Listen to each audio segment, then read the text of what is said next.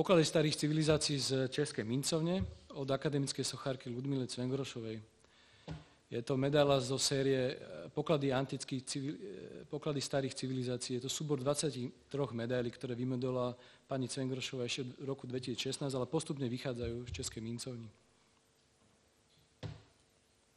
Ďalšia medaila, ktorú sme vydali v medailerskom klube, je to aktualizovaná reedícia medaily z roku 1933 od majstra Jana Koniarka. Vydali sme ju k 90. výročiu konania Pribinových slávností v Nitre.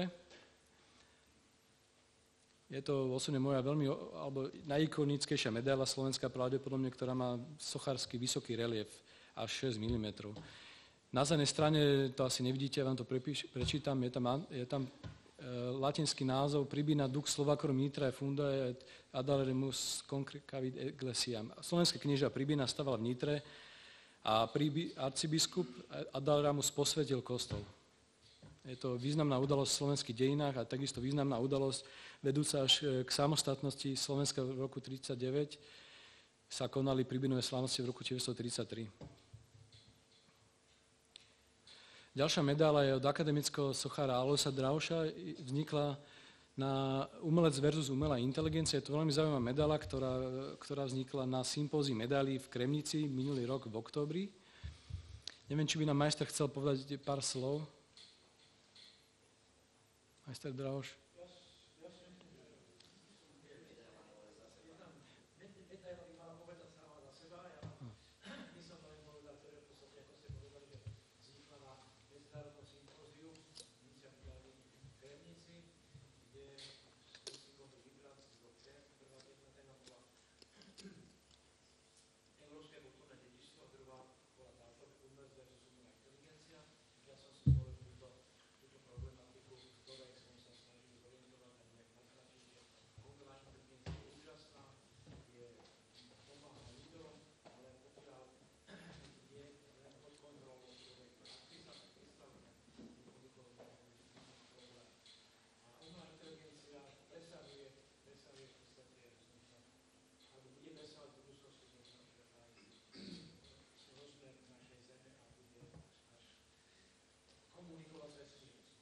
A z toho je vidieť, že každá medaila má za sebou ideu a myšlienku. Ďalšia medaila od vás, ktorá vznikla na sympóziu medailí, je liata medaila. Je to dokonca je to súbor dvoch medailí, osobnosti IT technológií. Richard Marko, ktorý je zo spoločnosti ESET, je to spolutvorcom antivírusového systému ESET a programátorským spoluautorom tzv. Pokročilej heuristiky, ktorá v roku 2002 znamenala technologický zlom v detekcii malware. V súčasnosti je generálnym riaditeľom tejto v podstate globálnej spoločnosti, ktorá má sídlo v Bratislave. Na druhej medaili je Steve Jobs, zakladateľ a vizionár zo spoločnosti Apple. Neviem, o ňom asi netreba nič povedať. Tej medaili.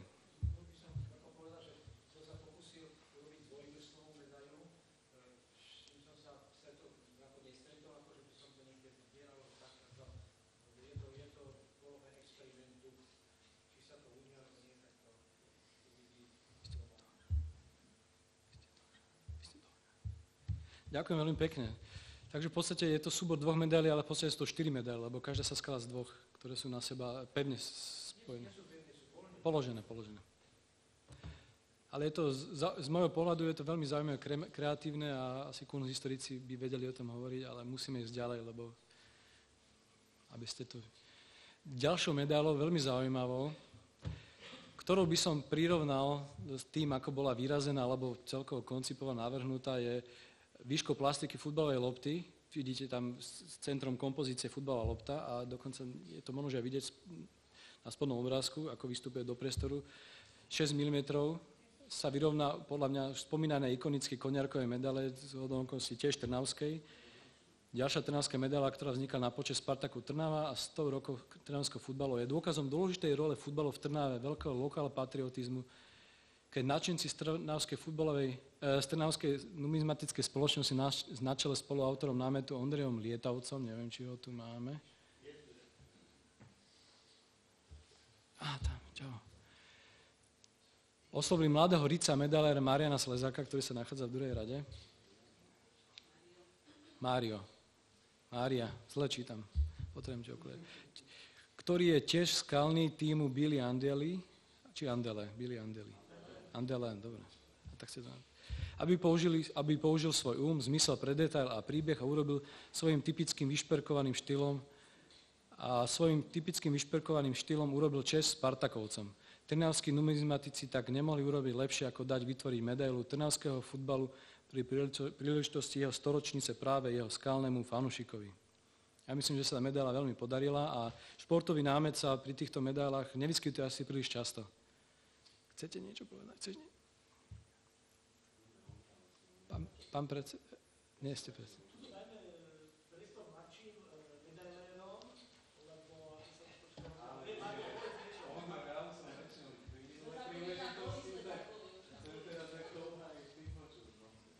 Tak, a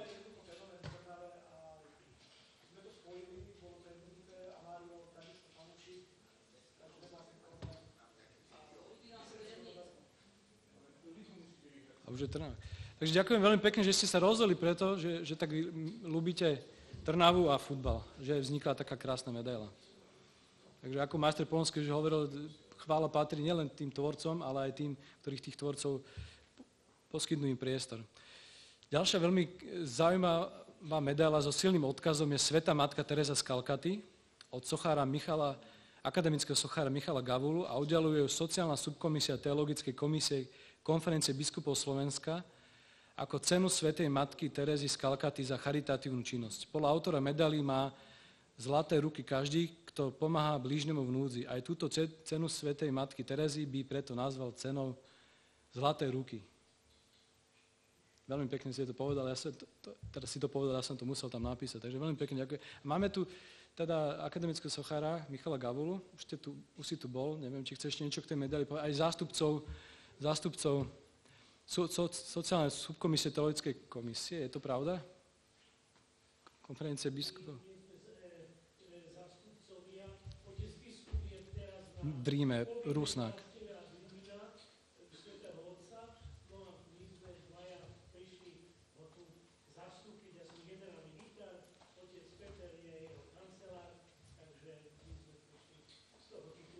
A duchovným otcom je monsignor Rusnák však. Vďaka nemu vznikla tá medaila.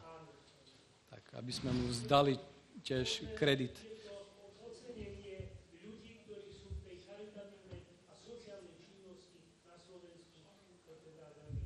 Je odovzdávaná tá medaila teda. Ďakujem veľmi pekne, že ste prišli a že ste umožnili vzniknúť tejto medaile. Ďalšia medaila je zaujímavá medaila, ktorá vznikla, je zo série Slávni alchymisti, ktorí sa snažili premeniť obyčajné kovy na zlato. Vyšla v litovskej mincovni, čiže nebola vyrazená na Slovensku, ale autorom je kremnický medailer magister Miroslav Hric a venoval ju slávnemu alchymistovi Paracelsovi, ktorý je známy aj z našich končín. Miroslav Hric je bývalý predseda Združenia medailov Slovenska, táto medaila je vlastne taký šperk, lebo je selektívne zlátená, keď si všimnete, a je tam vložený zelený Swarovský kryštál, po obvode je potom had Ouroboros, ktorý hltá svoj vlastný chvost. Taká zaujímavá medaila v našich končinách. Aj technologicky si myslím, že pán inžinier Turošík. Áno, vy poznáte aj svetovú tvorbu teda. Ale chodívate na veľtry a tak, takže...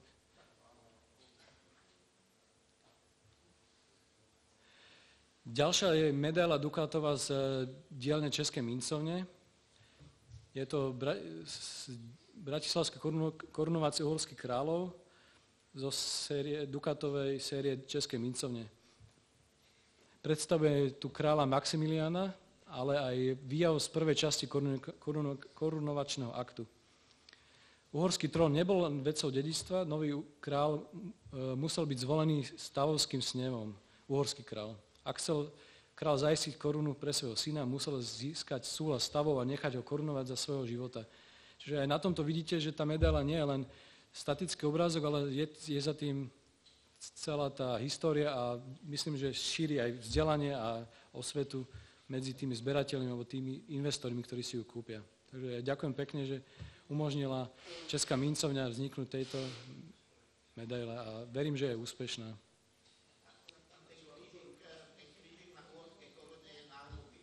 Tak, neviem, či v tom období už bola, alebo nebola. V tom období, či už bola zohnutá, alebo nebola. 1526.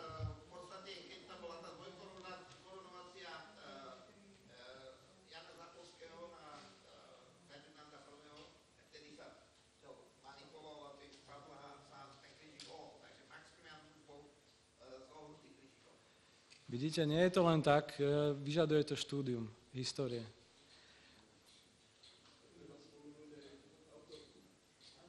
Autorka je Veronika Prokopová z Českej mincovne.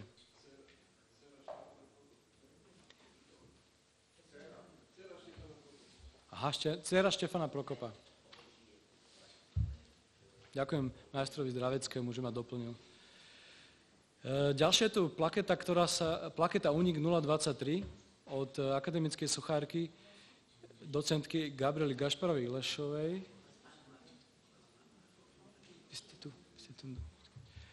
Ktorá bola vystavená reprezentovala na Svetovom medailérskom kongrese FIDEM vo Florencii v októbri minulého roku. Tematicky ide o príbeh na pokračovanie.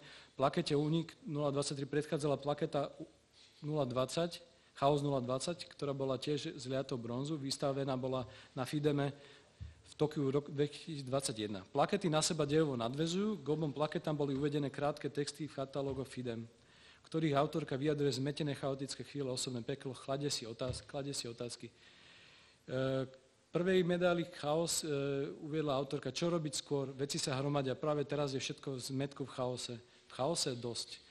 A touto medailou na ňu nadviazala a vyjadrila sa ňou. Naliehavá potreba alebo nutnosť uniknúť z deštruktívneho chaosu v sebe všade. Neviem, či by chcela pani docentka niečo ešte dodať, alebo už...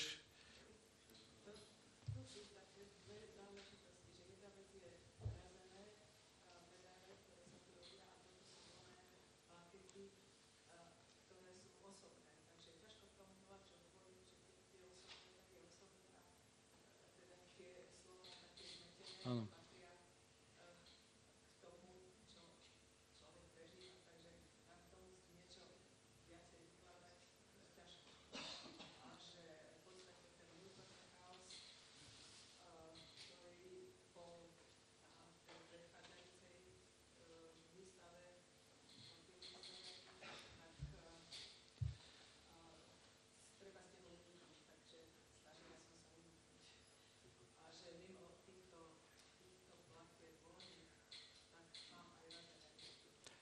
Áno.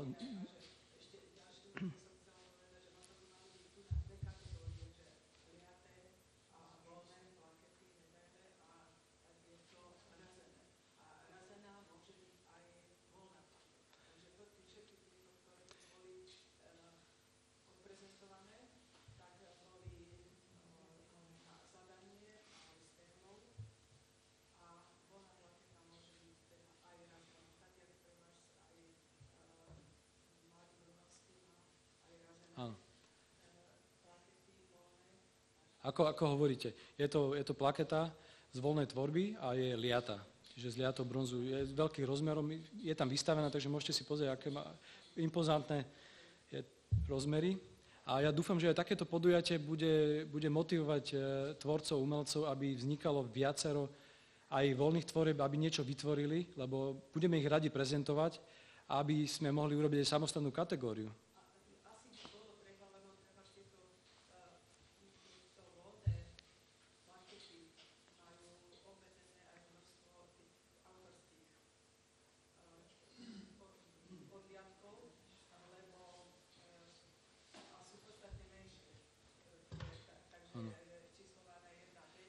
Je to odlišná disciplína, dá sa povedať.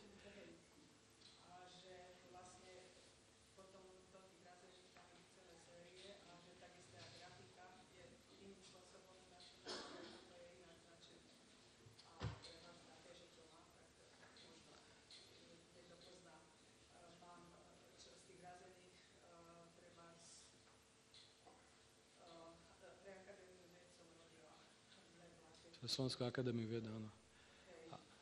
Aj krásna medaila je razená, ktorá mala úspech aj v Amerike, dokonca v Spojených štátoch, je pri príležitosti prvého slovenského kozmonauta. Správne hovorím.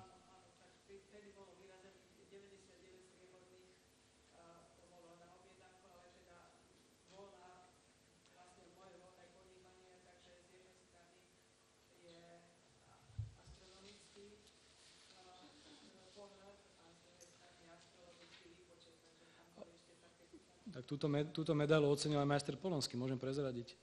Veľmi ju obdivoval.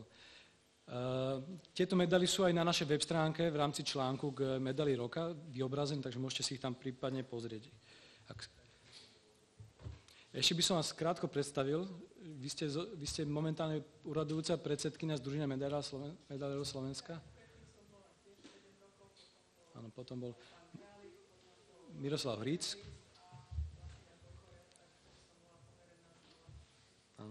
Ja tu mám aj krátky medailónik, takže môžem vás predstaviť, ktorí vás nepoznajú. Študovali ste na Vysokej škole výtvarných umení v Bratislave sochárstvo profesora Kulicha a profesora Pribiša.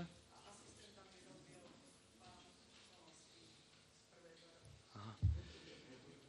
A tiež ste pôsobila ako pedagóg na fakulte architektúry celých 30 rokov, či koľko, na architektúry Slovenskej technickej univerzity.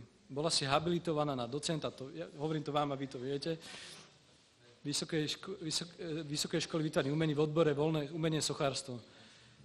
Venuje sa komornej sochárskej tvorbe, medaily, plaket, dorobnej plastike, objektu, reliefom, realizované monumentálne práce do architektúry.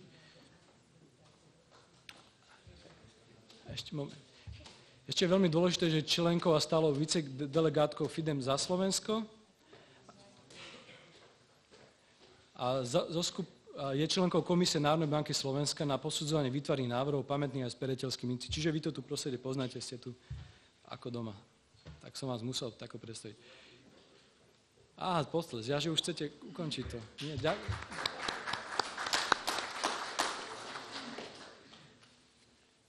Áno, už sa blížime ku koncu, majstre. Ďalšia veľmi zaujímavá a komerčne úspešná medaila je, tak som sa dopočul, je z mincovne Kremnica Miloslav Hoďa Štúrovci zo série pamätných medailí venovaná skupine Štúrovcov, hlavnému prúdu Slovenského národného hnutia. Najvýznamnejšími členmi poznáme Štúr, Chalúbka, Sládkovič, Janko Král, Boto. Na medailách série sú postupne zobrazení všetci spomínaní predstavitelia tohto hnutia. Ako druhý je zobrazený Michal Miloslav Hoďa. Je to od autora kremnického ateliéru mincovnej Kremnica Martina Sabola. Ďalšia medaila je, alebo súbor strieborných medailí od tiež domáceho medailéra Romana Lugára. Je to súbor strieborných medailí. Ľudová kultúra Slovenska, na tomto sú vyobrazené kroje oštanice, čičmany a rybany. Je zaujímavé na týchto medailách, že je tam využitá technológia kolorovania. Neviem, či by nám inžinier Turošik chcel niečo povedať k týmto technológiám, ak môžem vás poprosiť. Alebo čo ste tam, lebo vy ste už asi týždeň, ak tomu dobre hovorím, bývalý technológ. A teraz by ste nám mohli niečo povedať aj k tej, ja som vás zabudol zavolať sem, keď sme včera o tom volali, aj k medaili majstra Polonského, či by ste mohol prísť povedať niečo. Lebo tam je na nej špecifické, na tej medaili, čo sme venovali Združeniu medailov Slovenska, má zaoblenú hranu, to si môžete pozrieť potom vo vitrinke prvej, má zaoblenú hranu a zlátenú hranu. Takže to som veľmi rád, že sa podarilo realizovať, ale myslím, že to nebolo jednoduché. Nie, určite to nebolo jednoduché, ako to bola výzva aj pre nás, ako pre mincovňu, pretože v minulosti ja som sa nestretol ešte s takýmto typom medailí a skutočne to bola obrovská výzva, ako dosiahnuť zaoblenú hranu, aby bola plynule zaoblená a aby tam bol dokonca ešte aj vylisovaný nápis. Čiže sme museli spraviť vyslovene takú technológiu, to sme vymýšľali na kolene, ako to dosiahnuť. Takže to bola prvá výzva, ktorá dúfam, že sa nám podarila, že sa vám to páčilo. A ďalšia výzva bola kombinácia povrchových úprav, pretože tá daná medaila tak je postriebrená, patinovaná a samotná hrana je pozlatená 24-karátovým zlatom. To zlato tam bolo nanesené galvanicky, čiže to bola ďalšia obrovská výzva, ako skombinovať dve takmer nezlučiteľné kombinácie povrchových úprav. Takže, ale podarilo sa nám to rôznymi typmi technológií a rôznymi takými kombináciami, takže som rád, že sa takto podarilo a dúfam, že mincovňa Kremnica ešte aj do budúcna dokáže vyrobiť takéto medaile. Ja som veľmi spokojný, že sa vám to podarilo realizovať a sa vám ospravedlňujem, že som vám takúto robotu pridal, lebo však sme koľké hodiny o tom diskutovali telefonicky. A veľmi pekne vám ďakujem, že ste to zrealizovali. Dúfam, že to aj majster ocení. Nielen portrét od Štefana Novotného, ale aj to, ako bola tá medaila mincovní Kremnica, aj vďaka vám realizovaná. Potom ešte následne... Toto kolorovanie, tak to je...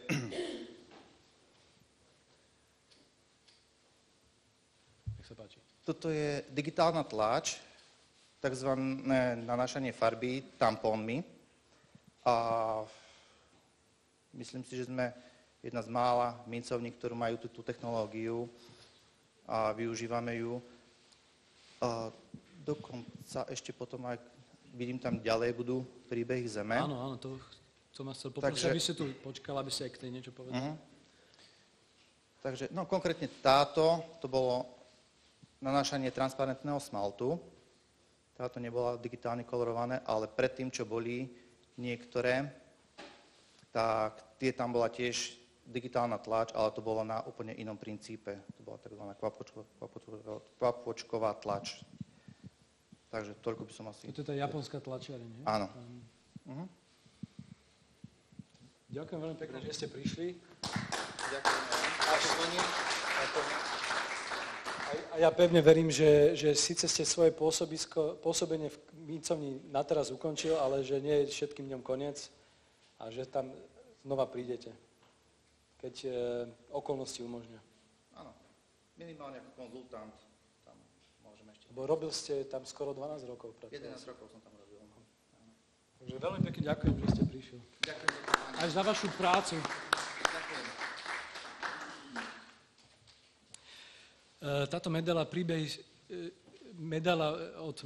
tiež od toho istého medaila Romana Lugára, nazýva sa Príbehy Zeme sucho. Medaila bola vymodelovaná síce v roku 2021, možno, že to aj vidíte tam, áno, vidíte to, ale vyšla až v roku 2023, preto sa aj nachádza za rok 2023. A tá zaujímavosť, ktorá ste sa dopočuli priamo od bývalého technológa mincovne Kremnica. Ďalšia plaketa oválna z mincovne Kremnica je zo série Morové stĺpy, kamení svedkovia víťazstva nad epidémiami, tiež od Romana Lugára. S motivom Morového stĺpu v Košiciach. Súsošie nepoškvrnenej Panny Márie patrí medzi najkrajšie barokové súsošia, ktoré sa nachádzajú v historickom centre Košíc. Čiže ak tam pôjdete niekedy a nevšimli ste si tento Morový stĺp, tak si ho pozrite a porovnajte napríklad s touto plaketou. Ďalšiu plaketu, ktorú tu vidíte, ktorá bola tiež vystavená na Svetovom medailárskom kongrese FIDEM vo Florencii od doktora honoris causa docenta akademického sochára Alexandra Víka, ktorý bol už dneska ocenený k životnému jubileu a nachádza sa tu zástupkyňa jeho manželka. Je to tiež, v podstate zadanie bolo od pána Korca, neviem, či by si niečo prišla povedať k nej. Ja mám k nej poznámku, že má 140 na 140 mm, čiže je to masívna, ťažká, 10 mm hrubá plaketa. Autor svojim umeleckým abstraktným stvárnením portrétu otca kardinála Korca vyjadril svoju predstavu o jeho útrapách, ktoré ho sprevádzali životom. Za portrétom vidí človeka, veľkého človeka, ktorého nechcel stvárniť verne ako na fotografii, ale jeho podstatu osobnosť.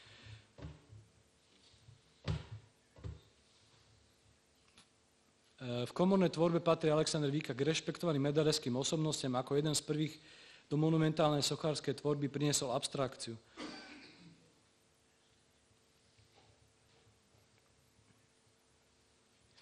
Na reverze je znázornený Nitriansky hrad a citát Kristus, svetlo sveta, je uprostred nás, žije v cirkvi, v každom našom chráme a daruje sa nám vo sviatostiach, najmä v Eucharistii.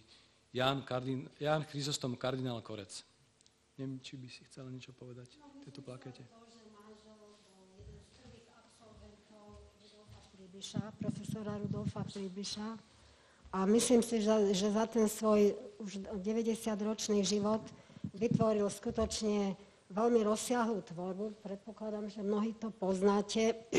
Bol autorom pamätníkov, bol autorom proste veľa medailí, veľa reliefov. Proste zúčastňoval sa, už bol tento rok, vlastne minulý rok bol na 24.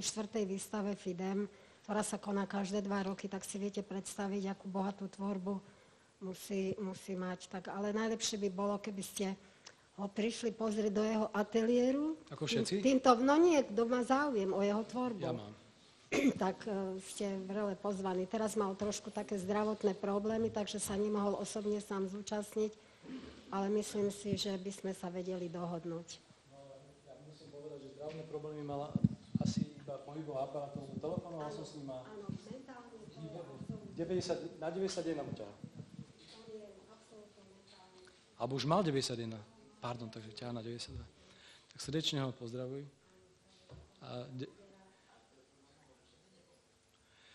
A asi vás sklamem, ale už je posledná medaila. Je to síce medaila, ktorá je česká, lebo je to českého autora Karela Zemana a je to intronizačný medaile pražského arcibiskupa Jána Graubnera, ale ja som si ju dovolil a vydala ju Pegas služby, pobočky Česká numizmatická spoločnosť v Kromnežíži a Brne a vyrazila ju Česká mincovňa v Jablonci, ale má súvis so Slovenskom a to v tom, že nápis na hrane, ktorý je tam na obrázku vyobrazený, bol urobený v mincovni Kremnica. Tak z toho dôvodu som si ju dovolil zaradiť, aby sme aj český publikum nalákali na slovenskú medailu roka, ale aby ste na druhej strane vy na Slovensku videli, aká je súčasná česká tvorba. A Karel Zeman je v súčasnosti, ak sa nemýlim, by ma prípadne pán Kuča z Prahy opravil, je súčasný najvýznamnejší český medailér. A aj najuznávanejší. Pritakáva pán Kuča. Dobre. Ďakujem, pán Kuča, že ste prišli aj z Prahy. Neviem, či by k tejto medaili chceli ste povedať niečo z Českej mincovne. Nie ste pripravené na to. No, lebo... Ale je to krásna medaila, je tam aj vystavená, môžete si ju pozrieť. Takže verím, že aj vy ste si dnes našli svoju obľúbenú medailu a prípadne ste sa aj niečo zaujímavé dozvedeli. Lebo ja osobne, ako zberateľ, nie som kunsthistorik ani historik, ale vždy sa pri týchto medailách niečo dozviem, študujem, čo je na nich vyobrazené, zistujem o nich niečo, takže osobne mi to veľa dáva. Ja verím, že aj snažím sa toto posolstvo aj ďalším zberateľom sprostredkovať a verím, že to má celé zmysel, toto celé naše. Aj Karolovi Česnekovi by som chcel poďakovať, že to má všetko zmysel, čo tu robíme. A